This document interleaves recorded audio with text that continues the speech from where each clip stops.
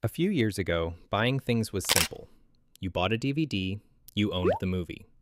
What's all this with streaming nowadays? You bought a game, you owned the game. And then, slowly, very quietly, everything turned into a subscription. Music, movies, software, cloud storage, your car, your doorbell, even your toothbrush, apparently. And now, a surprising portion of modern life is basically just a collection of monthly fees. Not purchases, fees. So today we're going to talk about how the subscription economy quietly took over everything, and why companies absolutely love it. Because once you see how the system works, you start noticing it everywhere, and it's kind of hard to unsee. Let's start with the obvious question. Why did companies move to subscriptions in the first place? The answer is actually pretty simple. Predictable money. Businesses hate uncertainty. If you sell a product once, that's great, but then the customer disappears. Maybe they come back in a year. Maybe they never come back. Maybe they switch to a competitor. That kind of unpredictability makes investors nervous. Subscriptions solve that problem almost perfectly.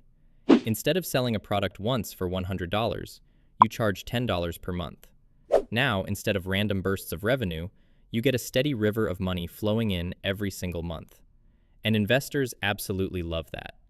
That's why companies like Netflix and Spotify are built almost entirely around subscription revenue. Every month, millions of people automatically pay them without thinking about it. From a business perspective, it's beautiful. From a consumer perspective, it gets a little weird. Because subscriptions fundamentally change how we think about ownership. Take software as an example. For years, you could buy a program once and use it forever. Then companies realized something. If you charge people once, they only pay once. But if you charge them every month, they might end up paying 10 times as much over time. And so, the subscription software model was born. One of the most famous examples is Adobe. Years ago, you could buy Photoshop once and own it. Now you pay monthly. Stop paying, and the software stops working. Which means you never really own the tool anymore. You're renting it. And this model spread incredibly fast. Cloud storage, productivity tools, video editing, design software, even some video games. Once companies realized customers would tolerate subscriptions, the floodgates opened. But the real genius of subscriptions isn't just predictable revenue.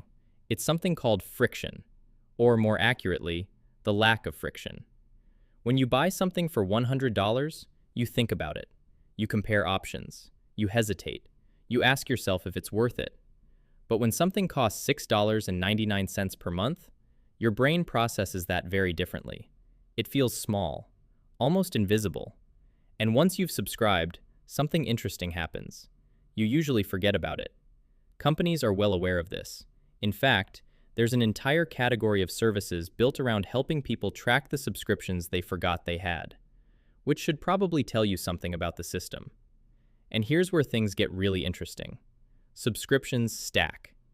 One service is cheap, 2 services are fine, 3 services feel manageable.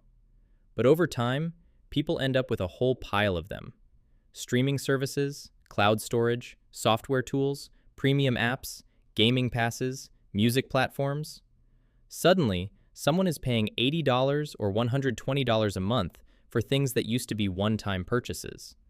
But because they're split into small payments, it doesn't feel as dramatic. At least, not until you actually add them up. And companies are very good at encouraging that stacking effect. Streaming is a perfect example. For years, one platform seemed enough, but now there are multiple major services competing for attention. Platforms like Disney, Apple, and Amazon all launched their own subscription platforms, each with exclusive content, which means if you want access to everything, you probably need more than one. And this brings us to another key part of the subscription economy: lock-in. Subscriptions work best when leaving becomes inconvenient. Maybe your files are stored in a specific cloud service. Maybe your playlists are tied to a specific music platform. Maybe your work tools only function inside one ecosystem. Over time, switching becomes annoying. So most people don't bother. They just keep paying, even when they're not actively thinking about it. Some companies have pushed this concept even further. There are now cars that charge monthly fees for certain features, not services. Features. things the car physically already has: heated seats, driving assistance, remote features. Instead of buying the capability with the car, you unlock it with a subscription, which sounds slightly ridiculous until you remember something. If customers accept it, companies will absolutely keep doing it. And historically, customers often do accept it. Partly because subscriptions solve a real problem too: access. A streaming service gives you thousands of movies instantly. Music platforms provide millions of songs for a small monthly fee. Software updates arrive automatically. Cloud backups protect your files. So the system isn't purely negative, it's just different. Instead of owning products, we increasingly pay for access. And in many cases, that access disappears the moment you stop paying, which raises a strange question about the future. What does ownership even look like in a subscription world? When software disappears if the company shuts down, when movies vanish from platforms overnight, when features are locked behind recurring payments, it starts to feel less like buying things and more like temporarily borrowing them. But for companies, the subscription model remains incredibly powerful. It smooths out revenue. It increases long-term customer value. It creates predictable growth. And it turns occasional customers into long-term payers. In other words, from a business perspective, subscriptions are almost perfect, which is why the model continues spreading into new industries every year. More services, more platforms, more monthly payments, all quietly blending into the background of everyday life. And the strange part is how normal it feels now. 10 or 15 years ago, paying monthly for dozens of services would have seemed ridiculous. Today, it's just how things work.